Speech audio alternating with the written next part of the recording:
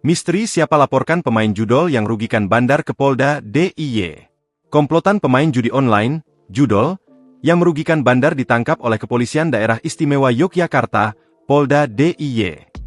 Komplotan pemain judol yang terdiri dari 5 orang itu ditangkap di sebuah rumah kontrakan di Banguntapan, Bantul, pada 10 Juli 2025 lalu. Namun, hingga kini, publik masih bertanya-tanya, siapa yang pertama kali melaporkan aktivitas judi online tersebut ke polisi? Penangkapan komplotan pemain judol yang merugikan bandar itu berawal dari laporan warga setempat soal aktivitas mencurigakan di sebuah kontrakan di Banguntapan.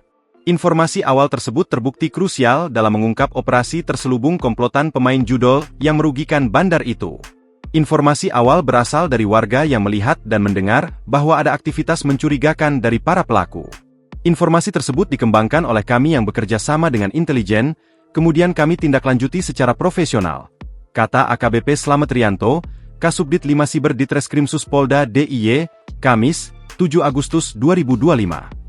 Berdasarkan hasil penyelidikan, Polda DIY tangkap 5 orang pelaku judi online yang saat itu tengah menjalankan aksinya.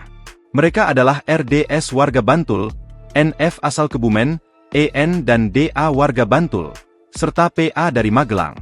Kelima, tersangka, ini ada yang pemain ada yang koordinator, ujar Direktur Reserse Kriminal Khusus Polda DIY, AKBP Profesor Dr. Saprodin, SHMH.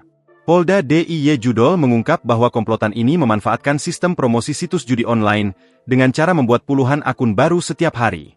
Akun-akun tersebut digunakan untuk memanfaatkan bonus pengguna baru yang diberikan oleh bandar, sehingga sistem mengalami kerugian besar.